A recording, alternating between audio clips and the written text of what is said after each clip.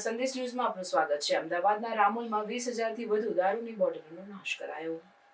અમદાવાદના રામોલ પોલીસ સ્ટેશનની પાછળ આવેલ મેદાનમાં શહેરના 4 પોલીસ સ્ટેશનો રામોલ, ઓઢવ, નિકોલ અને અમરાઈવાડી દ્વારા જપ્ત કરવામાં આવેલ કુલ 20,854 નશાપાત્ર દારૂની બોટલોનો નાશ કરવામાં આવ્યો। આ બોટલોની કુલ કિંમત 58,86,549 હતી। આ કામગીરી અમદાવાદ પોલીસ કમિશનરની દેખરેખ હેઠળ અને કાયદેસરની પ્રક્રિયાને અનુસરીને કરવામાં આવી।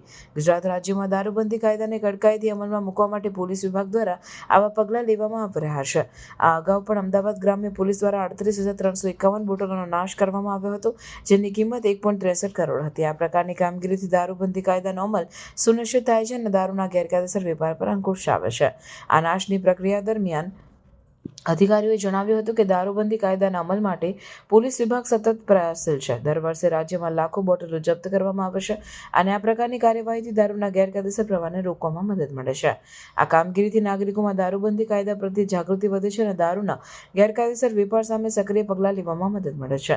પોલીસ વિભાગે નાગરિકોને અપીલ કરી છે કે જો તેઓ કોઈ દારૂના ગેરકાયદેસર પ્રવાહની માહિતી જાણે છે તો તાત્કાલિક પોલીસને જાણ કરે, જેથી કાયદાનો અમલ વધુ અસરકારક રીતે થઈ શકે। પ્રાર્થના સંદેશ ન્યૂઝની તમામ લેટેસ્ટ અપડેટ્સ માટે ચેનલને હમણાં જ લાઇક, શેર અને સબસ્ક્રાઇબ કરો।